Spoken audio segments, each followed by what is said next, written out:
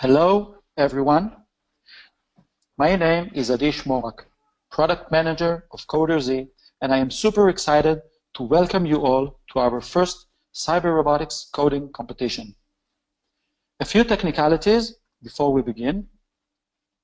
This is a live webinar. It's being recorded, and we will share it with the audience soon after. The chat will remain open throughout the webinar, so feel free to use it. Our team is here waiting for your questions. To submit a question, simply type it in the question box in the lower corner of the GoToWebinar control panel. We will try to answer some of the questions during the session, and we'll also leave time for questions at the end. I would like to point out that GoToWebinar screen sharing often requires high bandwidth and significant computer resources. This means that our presentation may oftentimes appear a bit choppy.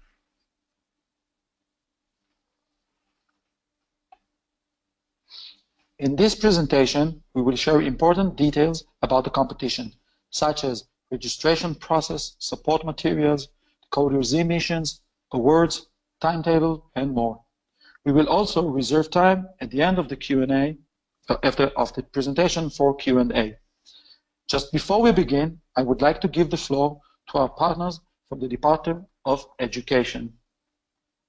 With us today is David Benedetto, who is the STEM and Computer Science Director, and together with Commissioner Edelblatt, has been working tirelessly to make this happen. David, would you like to say a few words?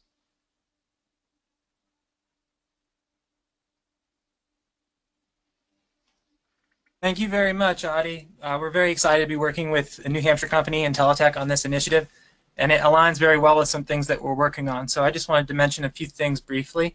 You may have seen in some of my emails and some of the correspondence a link to education.nh.gov/instruction/STEM.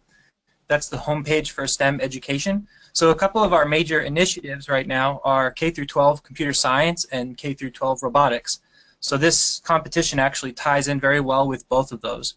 At the STEM page, you can link to either of those two pages, the robotics page or the computer science page, and you can see what's going on in these areas. I'd like to highlight just a few things briefly. One is in computer science area, we are working on developing a new endorsement for K-12 computer science educator and new K-12 academic standards for computer science, which will be based on the Computer Science Teachers Association computer science standards in addition to other source documents. We're working various ways to help implement those, to help schools offer more computer science programs. On the robotics side of things, many of you may be aware of the recent state fund or state program for robotics program development. There is a new program available right now. If you go to education.nh.gov/spotlight/robotics.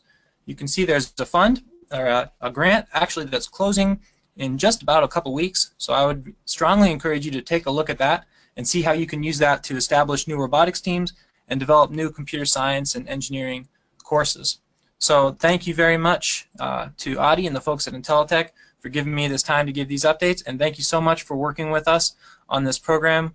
We're very happy that Adi said that we've been working tirelessly at the Department of Education. Well, Intelitech has been certainly doing a lot to get this going, and we're very excited and happy to be working with them. So thank you. Thank you very much. None of this would have been possible without your inspiring commitment to a better education. Thank you. With us today is also Ido Yerushalmi, that would like to say a few words on behalf of HISEF, Intelitech STEM and CTE Education Foundation. Ido, the audience is yours. Hi everybody, we are very excited to be sponsoring this event and to start one of many events that are going to be promoting computer science and STEM in schools across the US. We are working closely with industry in order to make sure that our programs and our events are linked with industry needs. We want to mention that the values that we promote are, in a certain sense, very similar to other competitions where we would like to see excellence and we would like to see students perform well. but we also would like to emphasize other values such as inclusiveness and such as diversity. One of the things that we're going to be seeing in this competition is that schools are going to be measured not only on how well they do on getting points, but also on how they're able to engage students and have wider participation, both at the student level and at the faculty level, and also diversified participation. So that's something that we would like to see as part of this event, because our goal here is to bring STEM and to bring computer science to everybody, and to make sure that we're giving this opportunity to all the students out there. I would like to take this opportunity to thank Intelitech and to thank Oracle Academy for sponsoring us and making this event possible. And then finally, just to reemphasize, our goal is that we want to reach the other 99% of the students and hope this event is going to be successful and enjoyable to everybody. Thank you. Thank you very much, Ido, for sponsoring this competition and for the partners at the Oracle Academy. Moving on, cyber robotics competitions. You might be asking yourselves, why do we need another competition? There are probably dozens of competitions that each school is already involved with in sports, chess, soccer or football, debate, robotics, and others. Cyber robotics competition is different. It is not about finding the best chess player or basketball team. It is not about excellence of a single student. It is about the other 99%. We've been in education for over 3 decades. We've seen up close the value of robotics in class and in competitions. We've seen how students from various backgrounds without any relevant experience or skills find passion in STEM through robotics. We've also seen how schools struggle with bringing in robotics to even a small subset of students. We've seen how robotics became not only an elite program for a selected few, but also how it widens the gap between the 1% that can and the other 99% that needs. Cyber robotics competition, coding competition, is for everyone. Anyone can participate. No previous knowledge or experience is needed. We've worked very hard to make it easy and accessible to all, so robotics can become a highway to STEM. And that is our mission, and we're thrilled to see you all here, ready to help bring STEM and 21st century skills to your students. And this competition is a huge first step to take. We thank you for it and taking it with us. Together, we can reach the other 99%, build highways to STEM for all students, build partnerships with your schools, and raise awareness to STEM, confidence, and efficacy within our children. We want our students to say yes to STEM because they want to, because they're interested, not because they have a test that you need to do well on. So let us show you how together we can do just that.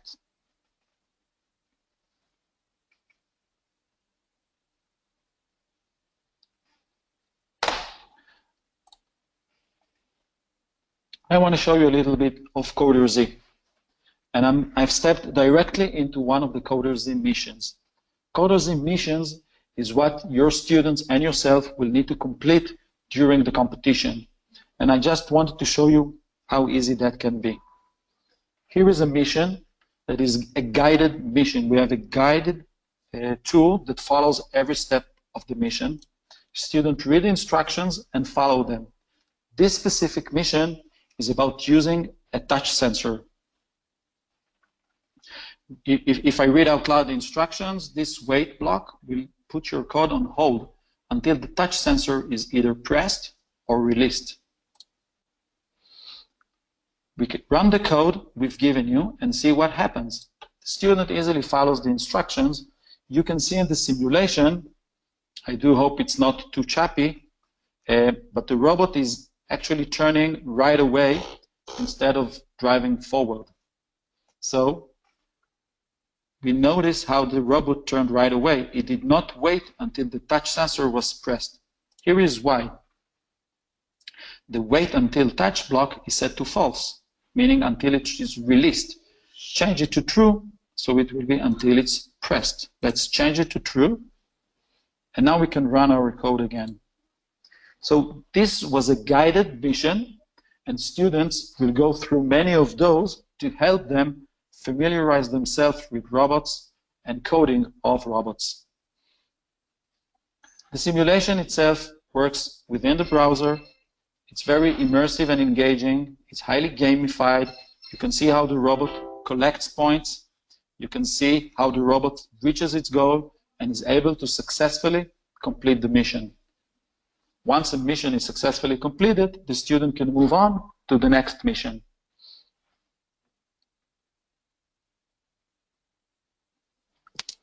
Let me go back to the presentation.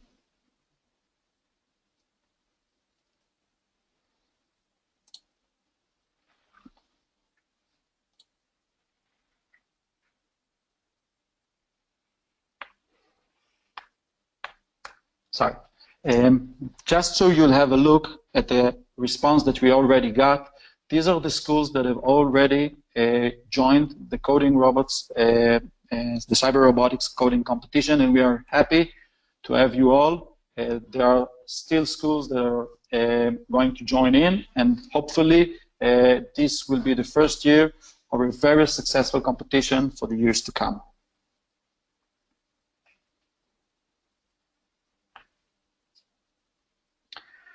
So let's talk about the competition itself. The competition has two phases. The online phase means students and teachers can complete anytime, anywhere. All they need is a computer with internet. That is why schools do not need to allocate specific classes for this.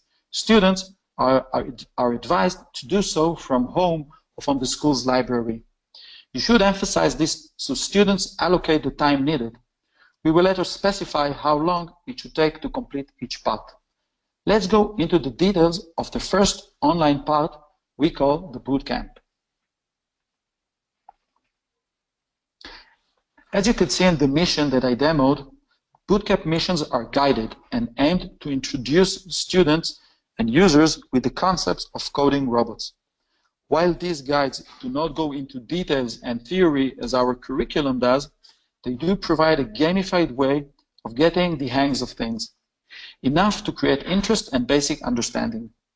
The bootcamp includes about 50 missions, requires no previous knowledge, and should take about 5 to 8 hours to complete. During the 4 weeks, students should be able to allocate 20 to 30 minutes every day to complete this in time. It is not a must to complete all missions, but this bootcamp is the best way to learn and prepare for the next part, so make use of it while it is available. I would like to remind you at this point that if you have questions, feel free to send them in the chat box. We will try to answer them during the presentation, but we have also reserved time at the end to go over additional questions.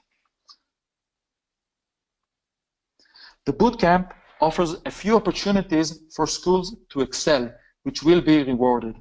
Let me walk you through each category in the next few slides.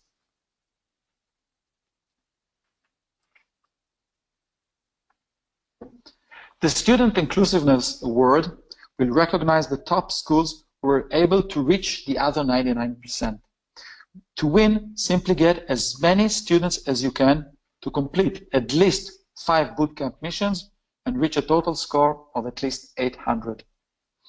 The highest score you can get for each mission is 100. Remember, you have until November 6th to improve your inclusiveness score. So, December. So there is time, just not a lot. This means the student throughout November can join in and participate, complete those missions, and increase your chance for the Student Inclusiveness Award. The Faculty Inclusiveness Award is very similar to the previous award, only for the teachers. We believe Not only all students should learn to code, but all teachers as well. And with CoderZ, it's really easy and fun. Get as many teachers as you can to sign up to your faculty class and complete at least 5 bootcamp missions and a score of 800. You can do that, and we are here to help. The Diversity Award will go out to the schools that have been able to fight against the odds and show that STEM and robotics are for girls just as they are for boys. Encourage girls and ask other teachers as well to do so. Parents are also a key factor in this. We can help with that as well by communicating the value we aim to bring.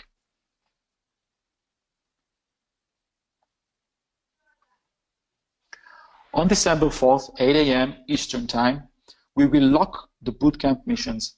This means not only you will not be able to improve your bootcamp score after that, but also you will not be able to take additional guided missions during the second part, which is the coding week. Let's see what that is all about. Coding week will unlock about 20 new missions for the students to solve. These missions, unlike the bootcamp missions, have no guides and very few tips. Students will need to apply what they have learned so far. So it is highly recommended that students help each other, either by setting up after-school meetups or assigning a student or more as the go-to guys or girls other students can turn to for assistance. To complete all these missions, students should allocate 3 to 6 hours during coding week. An hour each day after school should be more than enough.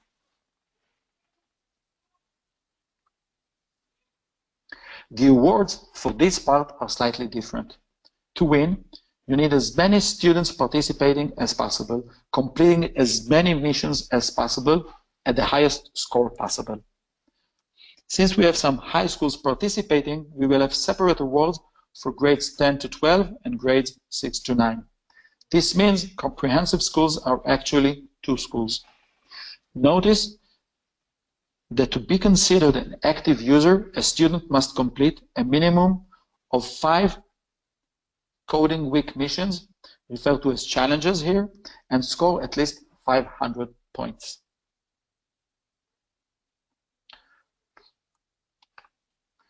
To summarize the awards during the first 2 online parts, the bootcamp and the coding week, you can see in the slide the awards that we'll be handing out. There will be first place and second place for each of the bootcamp categories, and the same goes for coding week. For the coding week, the category will be the same for best performance, but it will be divided into the high school participants and the middle school participants.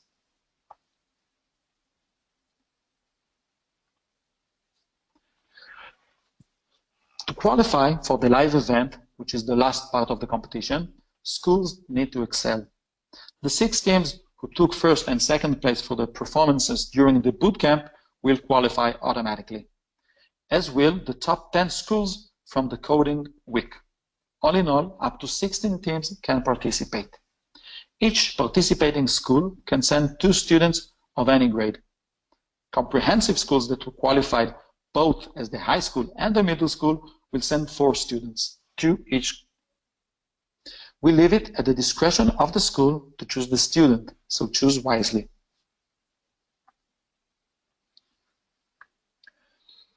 Before I go into the finals, I want to go back to CoderZ and show you a little bit more about the missions.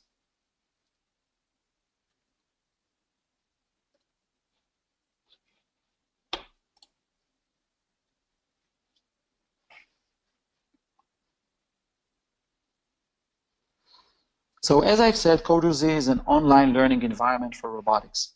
It offers both a visual and textual Java code editor, which you can see here, and the 3D integrated simulation, all within a browser. While CoderZ offers full packages with curriculum and class management, in this competition, we will focus on a specific part of CoderZ we call missions. Missions are gamified interactive lessons and challenges students play through to learn robotics and coding. Some missions take a minute, some are challenging and can take considerable time to figure out. So CoderZ missions are like puzzles that students need to solve using code. In this mission that I showed you earlier, taken from the bootcamp, we introduced the touch sensor, and now it can be used to know when to turn. So as you could see, those bootcamp missions will be like interactive tutorials where students receive instructions. They can also use tips that we have for all of these missions to help them figure out the mission and how to solve it. We do not provide the solution in itself, but we do provide guidelines to allow students to figure it out by themselves. There are also the option to restart a mission, so a student can review a lesson and see, relearn things that they have tried before. And there is also, for almost every block, if I right-click, there's a link for a help page that provides additional information about the coding environment. Lastly, there is also a help widget available throughout the environment, which can also access that directory of support articles. So if I search a name of a block, this would be the drive block, and I write drive here, then I can see different results that I can then open and read and learn about that block from within the environment. So students and all users for that matter get a lot of ways to figure things out, and we try to provide them with as much scaffolding as possible so they learn by themselves, but they have all the help that they need at the tip of their finger. Let's return to the presentation.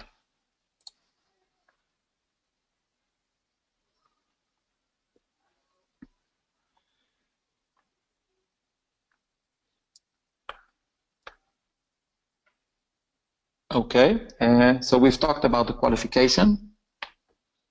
Let's talk about the finals.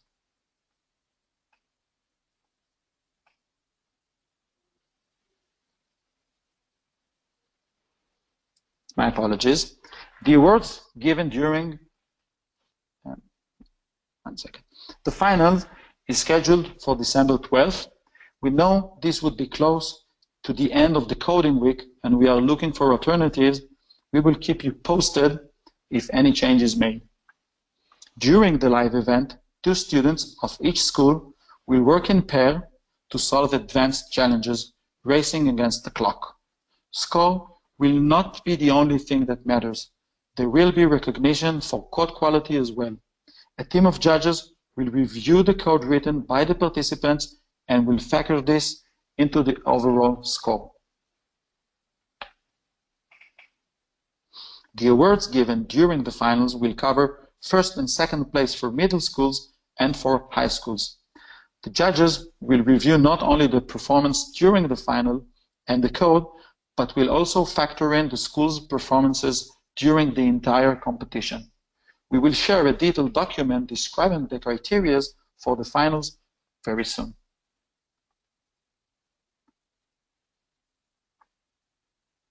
So let's review the schedule and the action items. The first step is not only easy, but you can also mark it as done. If you are here, all that remains is to check that you have registered to the competition as well, not just the webinar. We have some schools that have registered for the webinar, and we've emailed them with instruction to register to the competition itself, as you can see in the link below. We will share this recording so additional schools can watch it, and you can also watch it again and again if you like. Those schools that did register to the webinar but did not register to the competition, please do so either by following the link here below or by the information that we've sent to you by email. The second step will start tomorrow morning, when we will send to each school an email to the address provided by you in the registration form. The email will include details on how to set your account. Please pay attention. To create your account, you need to join using your faculty class. Each school has its own faculty class code, and to join it, you need to use the class code we will provide to you tomorrow morning by email. I want to show you how simple this is.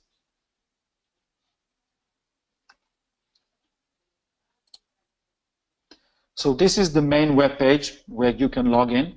You can find it also on our CoderZ website, where there is an option to log in. And here is the Coding Robots, Cyber Robotics Coding Competition link.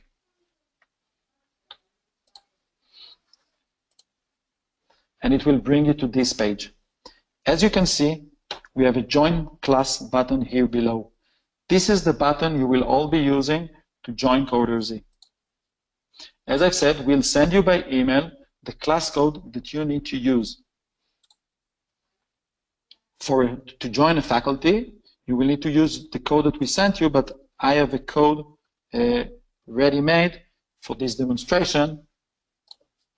And once I click on it, I will be given a create your account form in which I set my username. I create my password, make it a good one.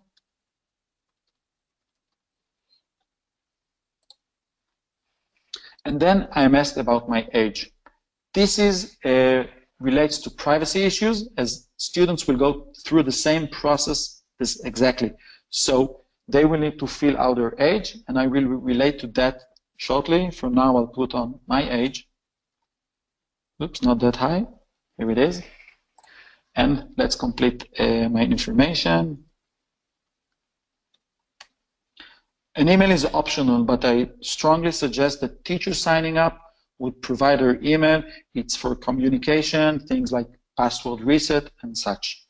The gender, we use it for the diversity award, so it's more important for students and not teachers. You click on it, next, and this will take me into my CoderZ account. The first time you will log in, you will get an introductory tool that will guide you through the bootcamp missions and all that you need to do. We have a getting started missions. They are the quickest way to familiarize yourself with CoderZ, and they will be open and available for you as soon as tomorrow. The bootcamp missions will be locked, and come November 6th, we will unlock those bootcamp categories where you will find a new set of missions for you to do. To get the thing started, just click on this mission, and CoderZ will take you through all the getting started missions.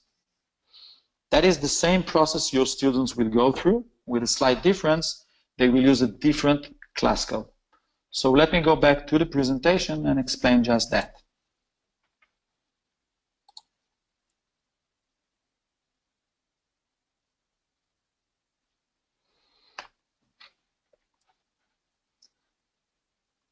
So the third step comes Wednesday morning, 10 a.m. We will send you another email, this time with the class codes for your students. Pay attention. In the email, you will find different class codes, one code per grade. For example, Southside Middle School will receive 3 class codes: Southside Grade 6, Southside Grade 7, and Southside Grade 8. It is up to you to share these codes with your students. We will also send you a printable PDF to share with students that includes detailed instructions on how to join the respective classes. The Getting Started missions will already be available and will remain so for your students throughout the competition.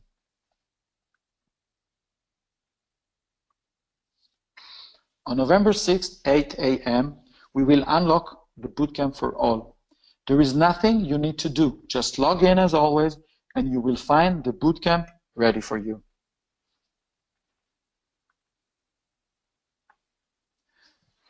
At this point, I want to raise the issue of privacy. As I mentioned in the form, we are required by law under the Child Online Privacy Protection Act to seek parental consent for students below the age of 13.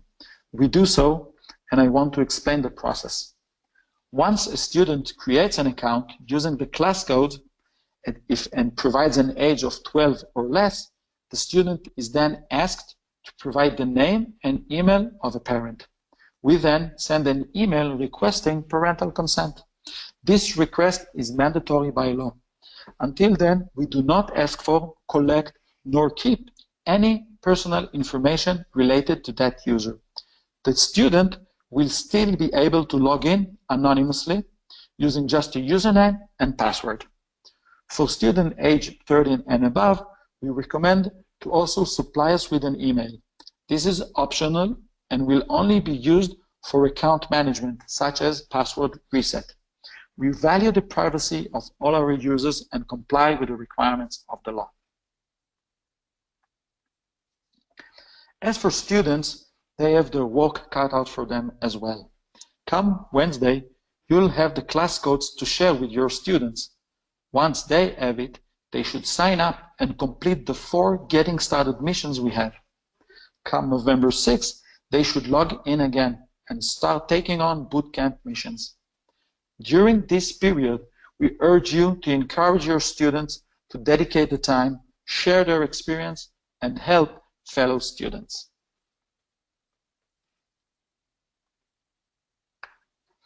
We have many ways in which we can also help.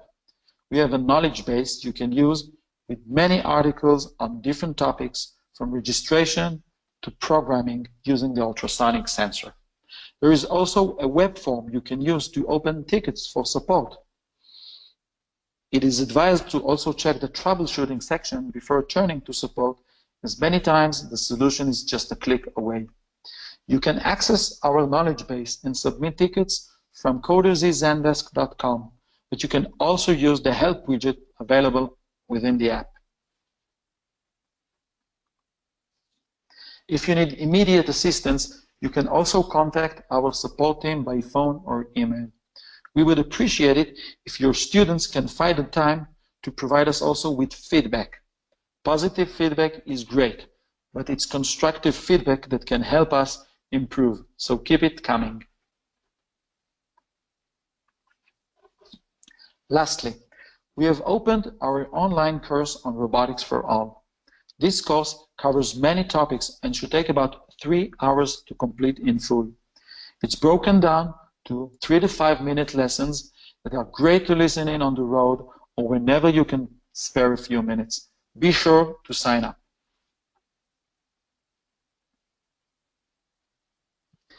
Now, it is time for us to take questions.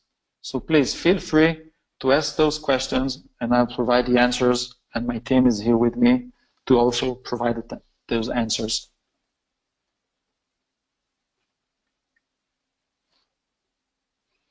You can use the chat box. Thank you, Adi. We have a few questions. So the first question is from Donna. Are students supposed to work in teams? And then if the school makes it to the finals, how does the school figure out who it should send to the finals? Okay, Donna. The students are not meant to work as a team. Each student should create his own account and progress through the missions by himself. That does not mean that they cannot work together and collaborate, assist, and peer learning is something that we would definitely want to encourage. So each student will have his own username, and within that username, that student needs to make as much progress as possible. And so at the end of the bootcamp part, you'll be able to be eligible for the Inclusiveness Award, for example, that asks for as many students as possible. As for the question, who can we send to the final challenge, we have a leaderboard that you'll be able to see that will provide you information on how well each student is doing and determine based on that. That might not be the only criteria, but you'll be able to see which of the students did the most progress during the coding week and the bootcamp.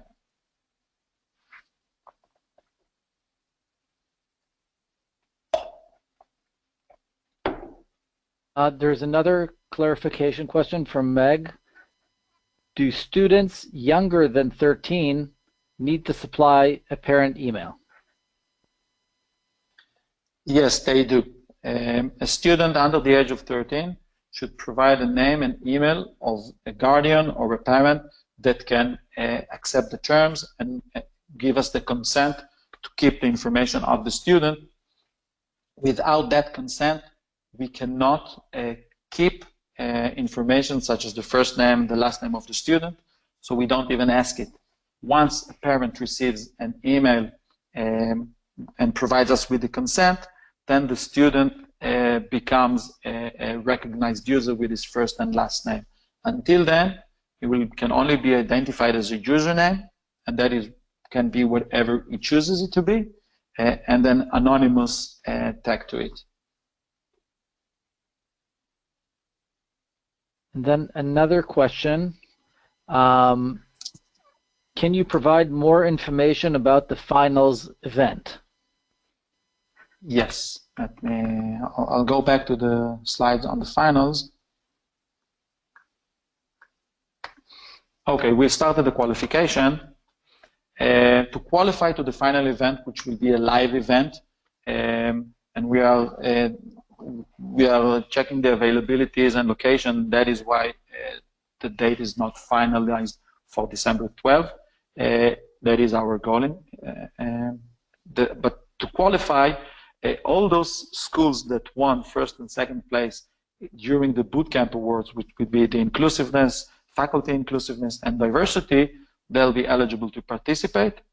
And during the coding week, which is the second part of the online activities, the best 10 schools will also be able to participate in the live event.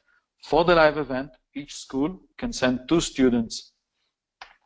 Those students will work in pair to complete missions against the clock. So it will be a time limit during which they will need to solve as many missions as they can at the highest score, and not only score as high as they can, but also they need to comply with the guidelines that we will provide with you regarding code quality. It basically means writing neat code, commenting on the code, things like this.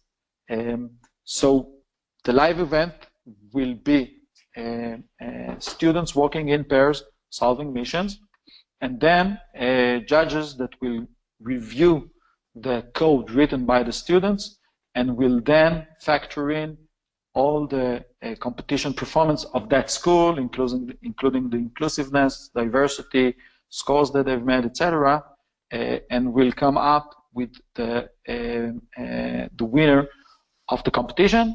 There will be first place, second place for high schools, and first place, second place for middle schools. I hope that covers that question.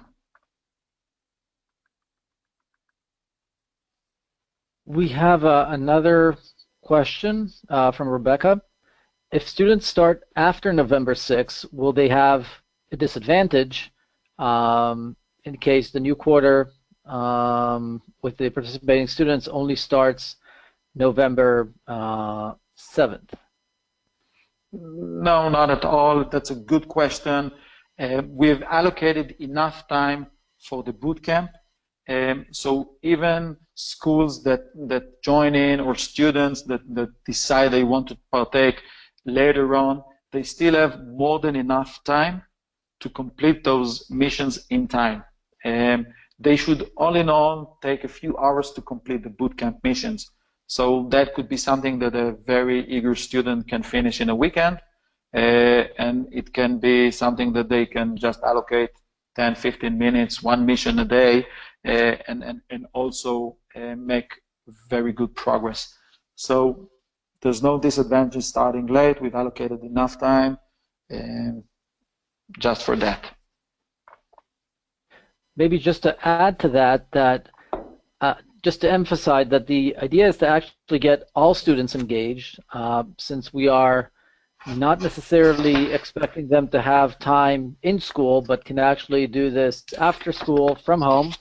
then we encourage students who are not necessarily in a semester focusing on STEM at the moment to participate and join as well. We have another question from Oscar. How many missions will be available during boot camp? Boot camp will cover a little over 50 missions. Some of them are very basic and are meant to introduce a concept that can be maybe how to use a loop or what can we do with a touch sensor. So they can take a minute or two. Some missions are more complex and require some more attention from the student. I do encourage you to encourage the students, but also yourselves, when you go through the missions, read carefully, check our tips. If you do so, things will go much faster.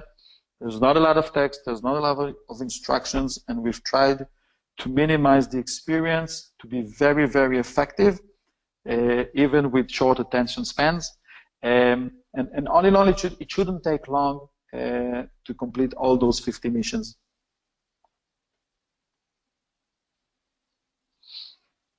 By the way, for the eligibility, for the inclusiveness, you don't need to complete all the bootcamp. You need to complete 8 missions. You need a score of at least 5 missions. I think score of minimum 800.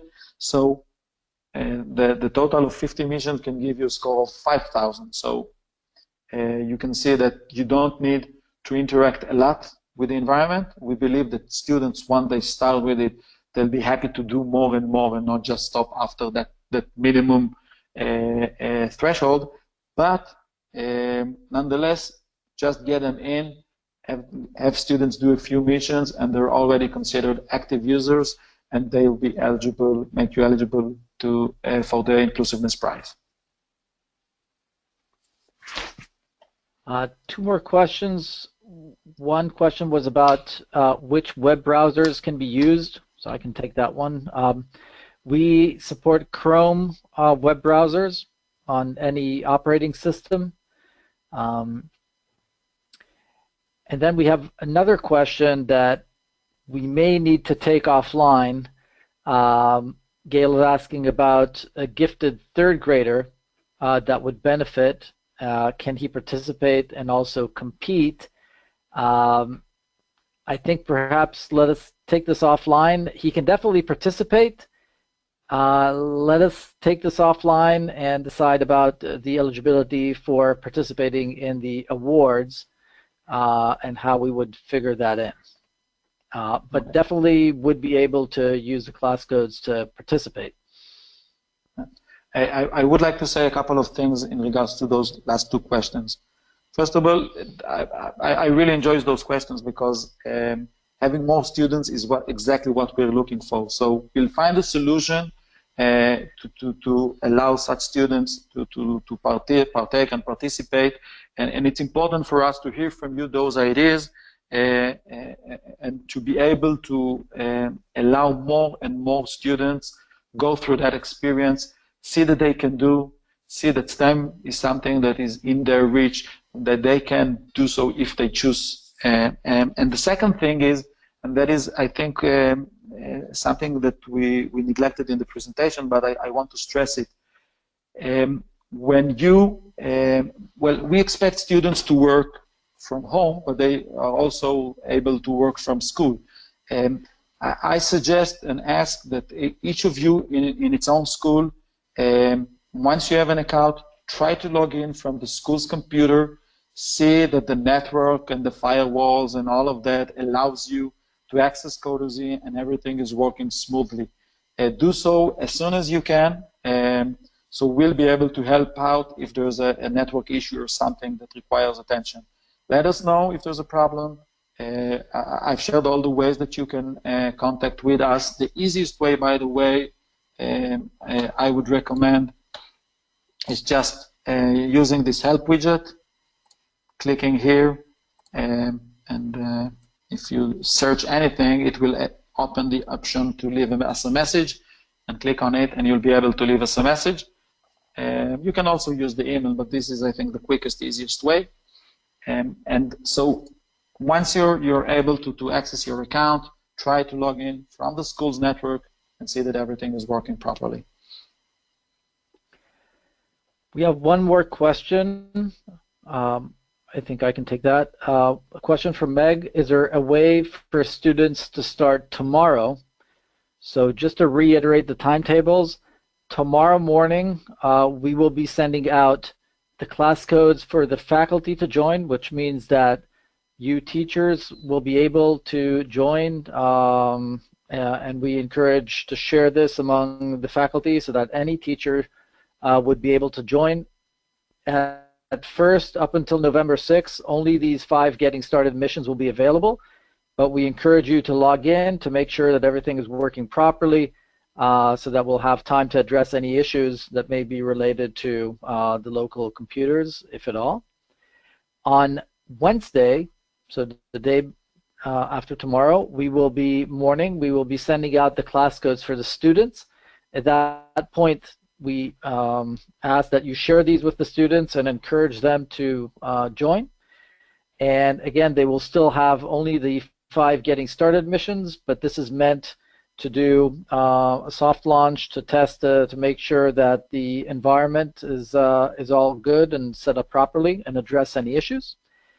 And then on Monday, all of the 50 missions of the boot camp will be available to all students signed in.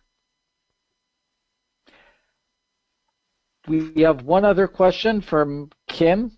Will the webinar be recorded? Yes, we will be recording the webinar, and we will be sharing the recording both over email and also post it to the website so it can be used for future reference. I know that several teachers could not make it today because of the adverse weather, so we'll definitely be doing that shortly.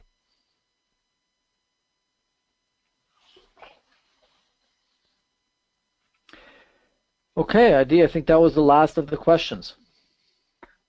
Excellent, excellent. So thank you very much for participating, joining us on this new adventure.